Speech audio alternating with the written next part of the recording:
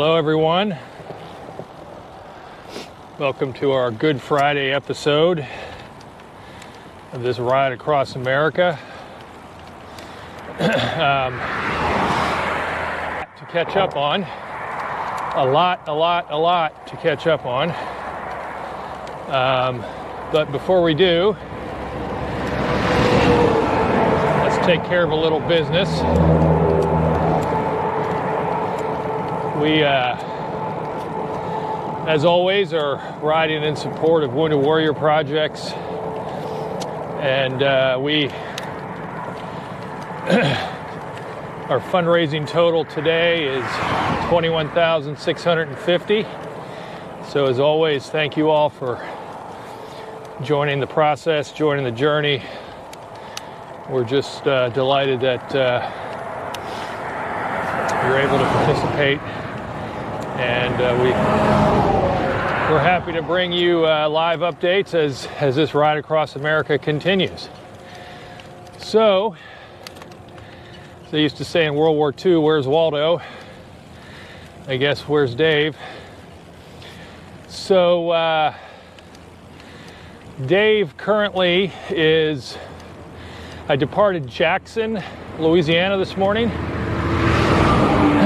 and I'm en route to Amite City. I've been riding about 4 hours and been kind of battling a steady 10-mile-an-hour headwind most of the day. And as you see what I'm doing now, I'm climbing. Lots and lots of rollers out here today. So first want to give a shout out to Julie Roja from Imperial Beach, California. Thanks for joining. You'd think I'd be in shape by now with those mountains outside of San Diego, but for some reason, these rollers just won't go away. I thought I got rid of them in East Texas, but this route takes you right through the heart of Louisiana dairy country today, so lots and lots of rollers. Just give me a second to catch my breath and then I'll continue.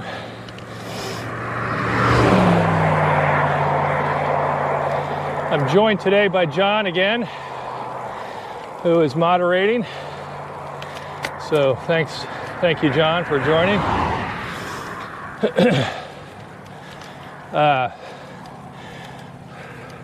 May have a little bit of a challenge today communicating with John because there's a lot of wind in my ear.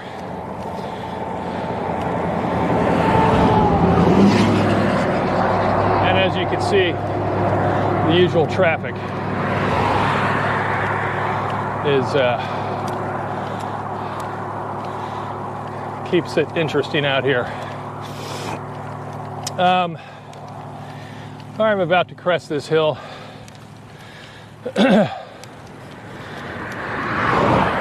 So let's start with this morning and we'll work backwards. How's that? So this morning I was in Jackson, Louisiana. I was staying at a bed and breakfast, and a couple came down to breakfast, and turns out he's a veteran, Navy veteran. He and his wife were there. They have a couple of children, both served in the military, one still on active duty in San Diego. So she's a firefighter out there.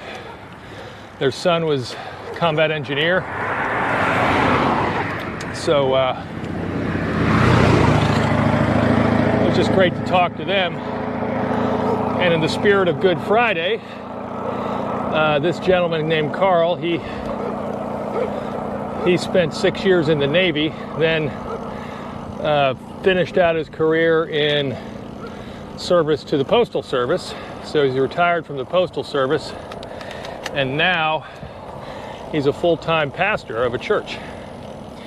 So we had a great conversation there, and it is Easter weekend on the Christian calendar, so would invite you all to find the best way for you to connect on Easter weekend and go to church if that's what you're led to do. So we had a great chat this morning, and it was just great to connect the dots on him being a veteran, his journey, and the relation to the military, and then onward to ministry. So it was cool. So so what have I been doing for 2 days? So I had a 2-day break. The other day, as I said, I think it was Tuesday, it was raining, so I didn't stream on Tuesday. And my good friend Mark picked me up. We served together beginning in 1995. We actually had to say that out loud and realize how long ago that was. We were aviators together at Fort Bragg. We were dust-off pilots together at Fort Bragg, and I kind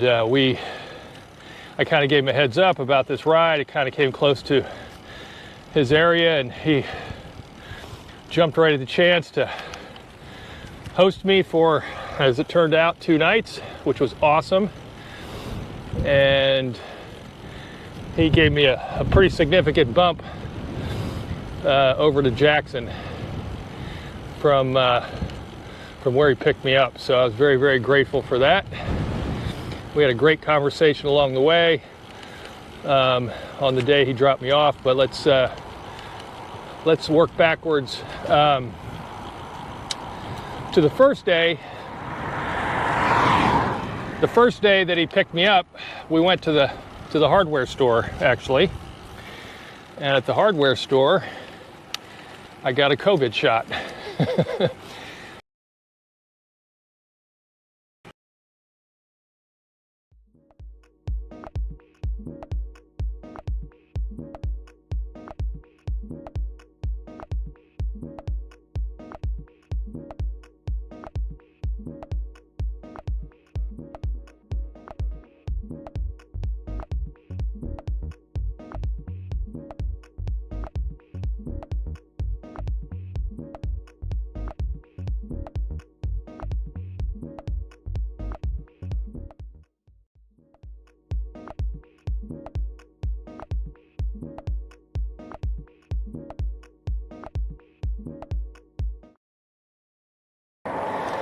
At the hardware store.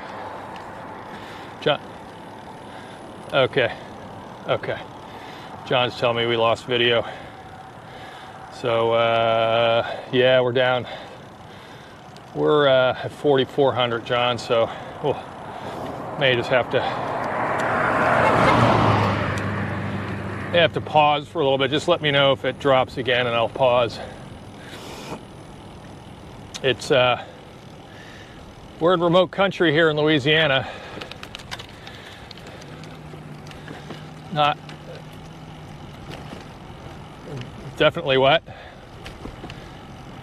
Okay. Just kind of not the greatest. John tells me we still usually have audio in these cases, so.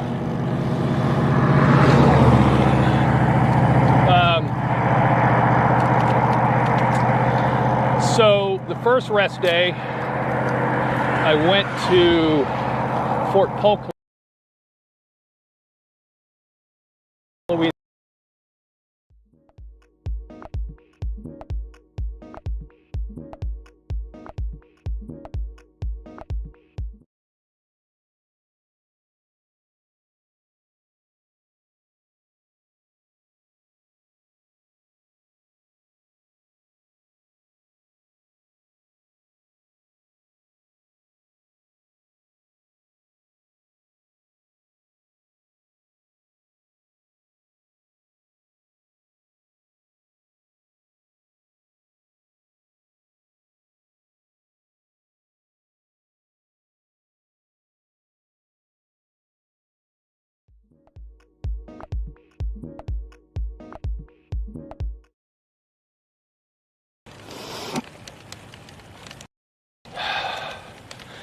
What do I have? Got, yeah.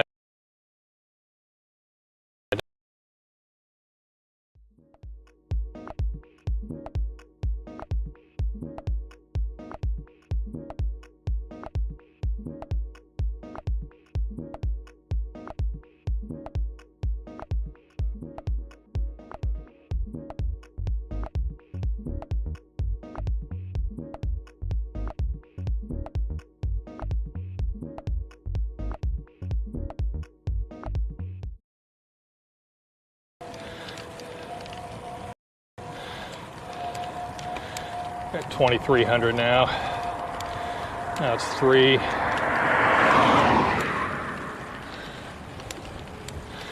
Okay. John just tells me we're back temporarily. Yeah, we're really in the remote area here.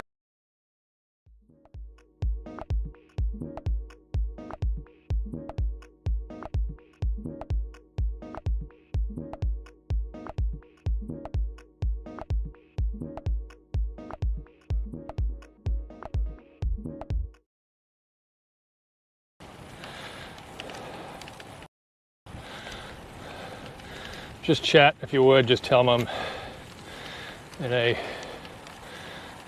low cell area. I got 5,000 now. Okay, we good?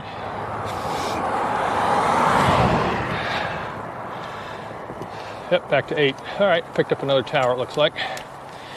Yeah, sorry folks, there's a lot of rolling hills out here, and I'm going into valleys that I lose the signal. I totally forgot where I left off. I think was talking about Fort Polk, and connected with some officers there at Fort Polk who had just a really substantial part of pandemic response. Fort Polk is one of the main things it's known for is it's a combat training center for the military, and they do just a ton of live fire training and realistic training for units who are getting ready to deploy. And when the pandemic kicked off, a lot of the rotations, the early rotations during the pandemic were canceled for a lot of reasons. You know, we all were impacted by COVID, and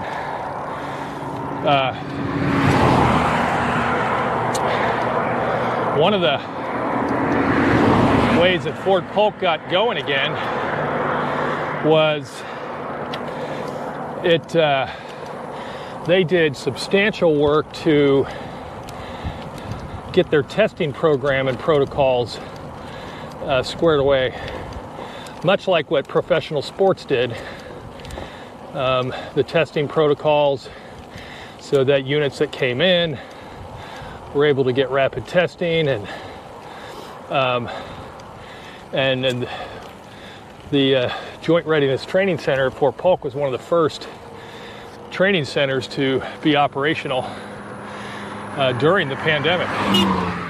So that was pretty cool to hear their story, how they set up the testing centers, and how they did contact tracing in the early days with the population affected by COVID-19. I mean, I was just blown away by their professionalism and the work that they did.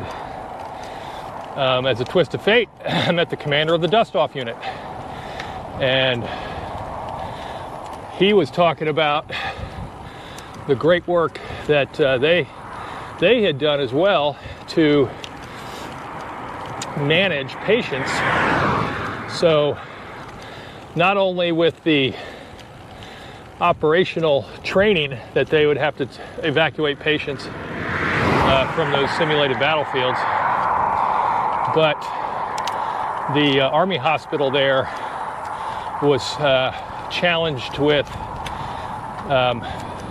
managing their capacity for patients because they had a COVID wing. And so they were, their flying program was really challenged because they were doing a lot of evacuation of patients to create, not COVID patients, but other patients. They were moving them to create capacity for COVID patients at Baines-Jones Army Community Hospital. So really, really fascinating engagement with these professionals, and had tremendous connection with them and what they've done to support pandemic response. So, and it turned out that first rest day was a perfect rest day because the high temperature was in the low 50s and absolutely pouring rain. So thank goodness I didn't have to ride in the pouring rain the first rest day. And then yesterday was going to be a travel day, or was a travel day. My friend Mark, we served together. He drove me across the Mississippi and was going to drop me off at an intersection. He's like, how much further we got to go? I said, oh, about 10 miles. I was going to ride it. He goes, and the wind was like 40 miles an hour again. It was clear, but it was the typical post-storm wind. And he's like, I'll just take you up there. So that was great. So net, I got 2 rest days out of it. Feel a lot better. And I'll pause there. John, is the sound coming through? I see we're dropping in. Got folks say we got 2 viewers at it. Sometimes that's a sign that the audio is not working, but okay, so we're working good. I guess I'm just boring today, and I haven't been on in a while too. So, and of course, as I said at the top, today is Good Friday, so I would invite you all to find your place of worship this weekend. So we also had a great dinner with some of family friends, their family friends, and they own a restaurant, and they hosted us, and it was just a really, really great conversation about the ride and kind of their role, and talking about how the restaurant industry was gravely impacted by COVID-19 that we all know, and some of the things that they try to do to mitigate. And, the theme is across the United States, people have really worked hard. There's been a lot of impacts. But there's, people are really, really fighting back now as the vaccines are starting to take hold. I was really impressed with Louisiana's vaccine program. Mark showed me they had a stadium set up, and we went by it a few times, and the parking lot was full. Their drive-through vaccines, they have a very organized process. And they're basically giving vaccines to all ages now. So it's really an encouraging piece of this COVID saga, so to speak. So, John, with that, I'm going to pause because I'm climbing again. So, just everything appears to be working on my end here, but you'll tell me if we're getting a good signal. Okay. Whew. So, again, it's just to reiterate, we're east of Jackson, Louisiana. The end point today is Amet City. For the next couple of days, I'm going to make some decisions about kind of what I want to do. There's a lot of this rolling through central Louisiana. I may do that for one more day, and then I may shoot south once I'm east of New Orleans to Slidell and pick up US 90 along the coast, because that would be flat. But I've got some planning to do, trying to figure out the best course of action. Obviously, weather's a big part of that. Weather, wind. But we're, at least for the next few days, it's supposed to be clear like this. So, and it's supposed to warm up. Today is chilly. It's in the low 60s and very brisk headwind as I've been facing most of the day here.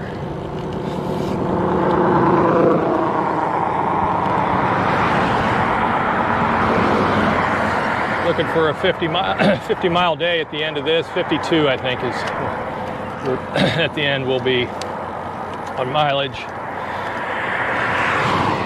I could have broke off to the right back there and taken some side roads, but decided to stay on this main road because of the shoulder. And then I'll get down here to Fluker and take a right on 54 South. And another reason is once I turn south, I'll have a direct tailwind, and I'll just be able to coast into Amite City. And then once I get there, it's pretty much downhill because we're heading towards the coast. So, whew. It's been like this, so lots of rollers, up, down, and they're still rolling. See them up ahead.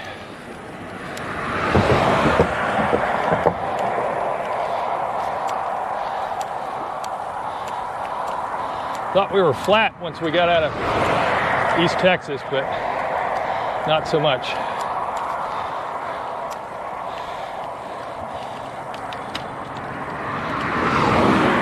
One of the things I do the night before a ride is I look at the terrain profile on Google Earth. And I'll take a look at kind of what the route's going to look like from a rolling. I knew this one was going to be rolling.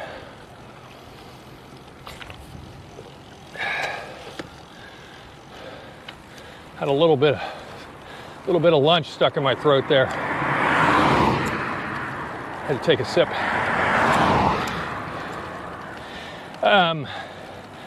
Yeah, so Google Earth kind of projected this.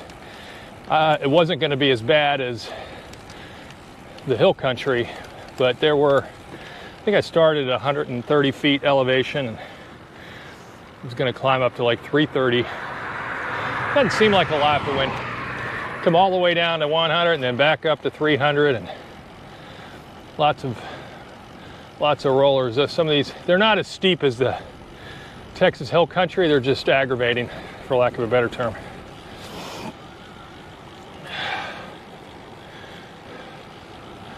So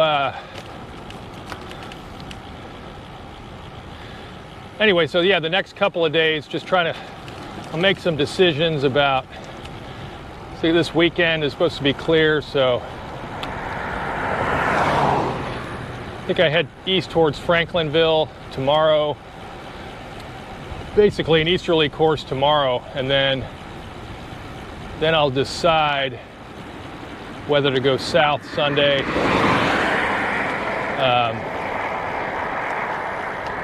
or continue east and then south. Once I get to the coast and into Mississippi, then it goes quick. It goes Mississippi, Alabama, Florida pretty quick, because it's, I guess that's really only when you're down there in the tip of Mississippi, Louisiana, that's like a Louisiana, Mississippi, Alabama, Florida, that's like a 60-mile stretch. So of course I'm going to be going diagonal.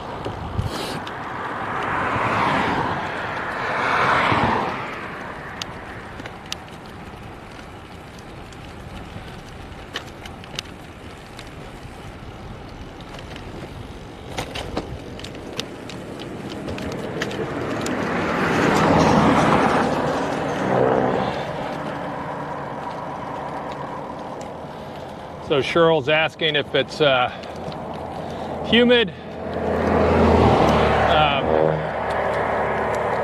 I haven't felt the humidity yet. It's chilly today. It's, as I said earlier, it's right around 60 degrees and very windy. So it's kind of brisk. But I know once I get to the coast, I'll feel that Gulf breeze again. But yeah, today's a beautiful day. I got to see firsthand the hurricane damage from Hurricane Laura. Last year, it kind of slipped under many of our radar, but Louisiana got hit with 2 in 10 days. And it was really, really devastating. Obviously, large swaths of forest trees are still down. Pretty intense. And then, before, I think it was like July, before they even had the hurricanes, they had a tornado roll through that area. And Mark was showing me the damage there. It basically picked up a school and leveled it. The only thing left was a slab. So they're all rebuilding now. But substantial tornado damage.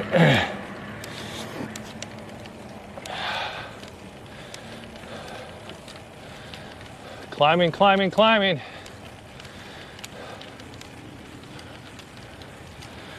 Okay.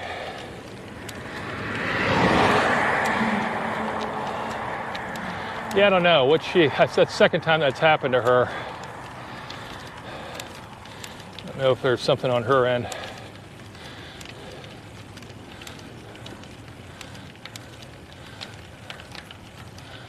Okay.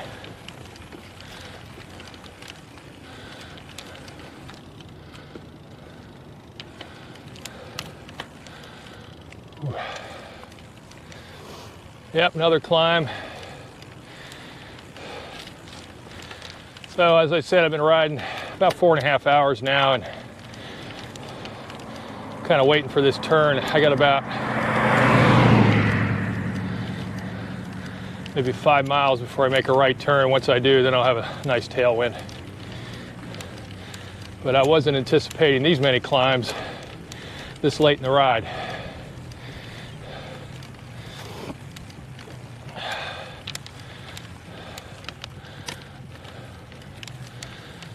You can look ahead, you just see the rollers lined up one after the other.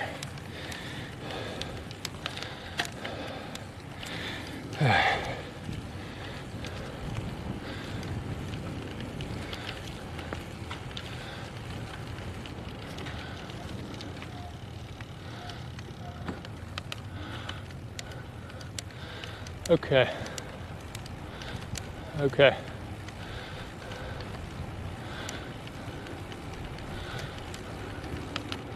I had to pop out in the road because that shoulder surface was, it looks like they've been doing road resurfacing on the main road, but of course the shoulder is still a mess. So I'm just waiting, I'm looking in my rear view for a car, and once I see one, I'll pop back over.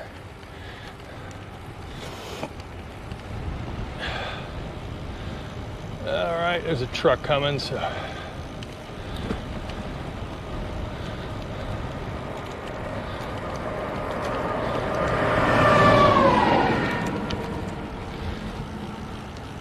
Just been great on this journey to connect with people and reconnect with friends. And again, even this morning with that bed and breakfast was really, really a surprise bright spot. Met a veteran who served in the Navy 6 years and now is a full-time pastor. So just really had a great time chatting with he and his wife over breakfast. And turns out they're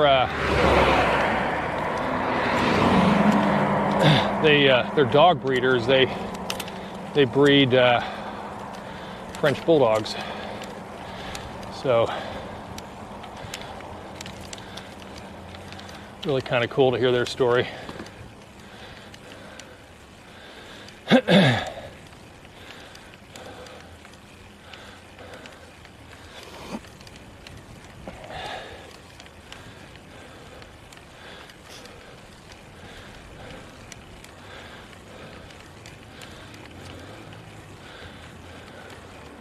John's trying to figure out how we've censored my mom. I have no idea.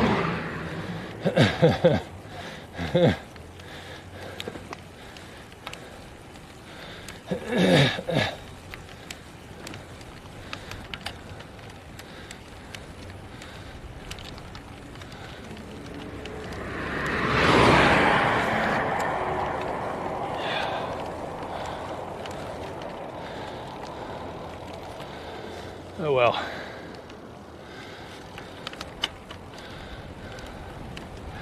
These algorithms are really finicky. You say one thing and you mean something else, and it'll pick it up on.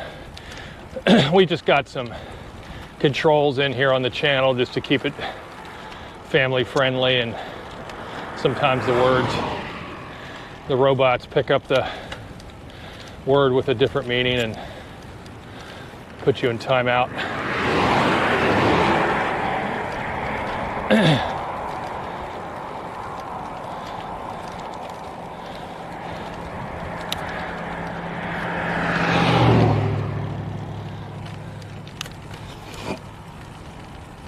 Let's see, we've gone 42 minutes, so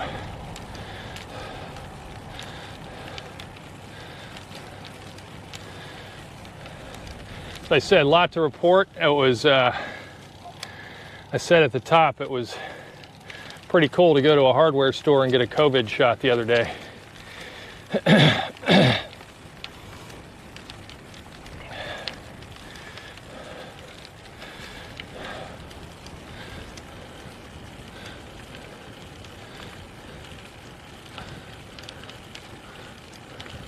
It'll pop out here, it's smoother.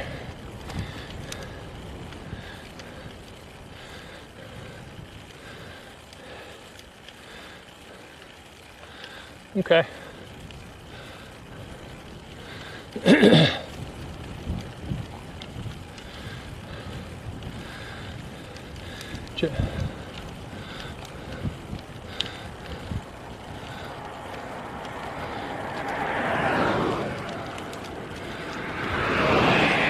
So John's making some adjustments to the bots. So Mom, you can re-chat, you should be fine. It's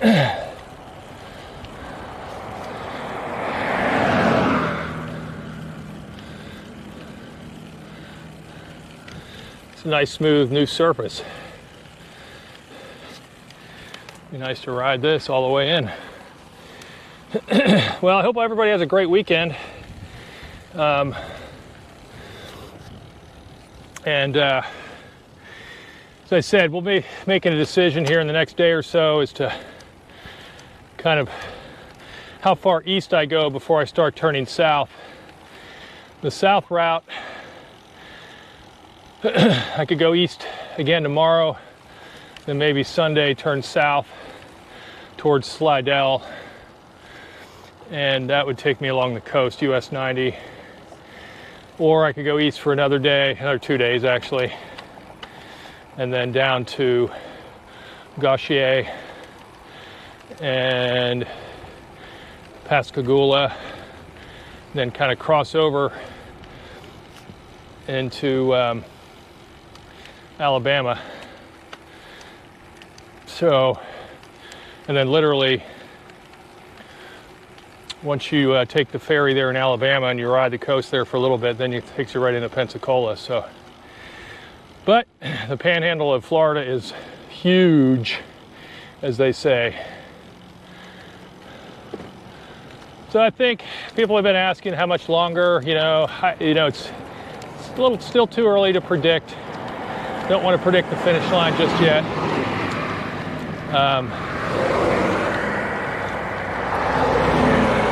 But I'd say probably 3.5 weeks of riding still, but we'll see.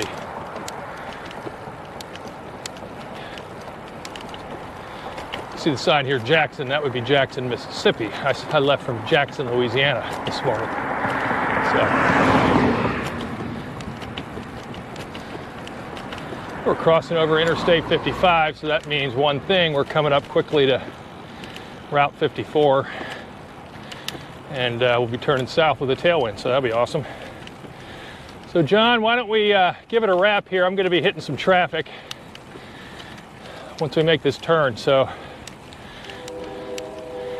I think we'll ask everyone to have a great weekend and invite you to find your place of worship this weekend. Celebrate the resurrection.